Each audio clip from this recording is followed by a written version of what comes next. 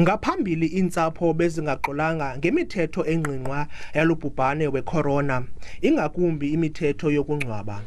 Uluntu belusithi umfi akangcwatywa ngesidima nesithozela njengoko bekungavumelekanga abone ukugqibela.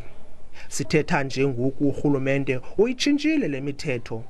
uNomagcirha Mphahlwa waswelekelwa ngumama wakhe kunye nomntakwabo kunyaka ophelileyo ngenxa yalobhubhane we-COVID-19. Ngoku lo kaMphahlwa uthi iintsapho ezininzi ziza kungcwaba ngesidima nesithozela. Eyona nto egqiba abantu ile nto ba umuntu wakho umngcwabe umgqibelise ngoko bephuma endlini, mhlambi siya esibhedlele ube umgqibelisile ngoko awuzophinda umbone xa nimngcwaba akekho phakathi kwenu, akho nalanto ibisenzeka apha emva loba nimgqibelise nimbona and then nizokwazi uxola. Abashishina ngokungcwaba balamkele elikhwelo. Selamkelo linyathelo elithathwe ngurhulumente ngoba eze umbutho besiyile kurhulumente samxelela ba asithina as abangcwabi, especially association yethu eSAFPA, asihambiselani nalento yokugquma imizimba ngeplastic because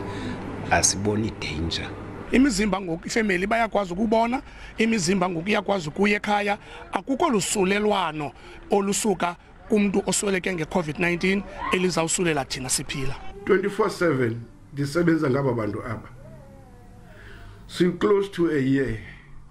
Apha kuthi obviously akho namnye umuntu oke wasulelwa kodwa hayi une-COVID.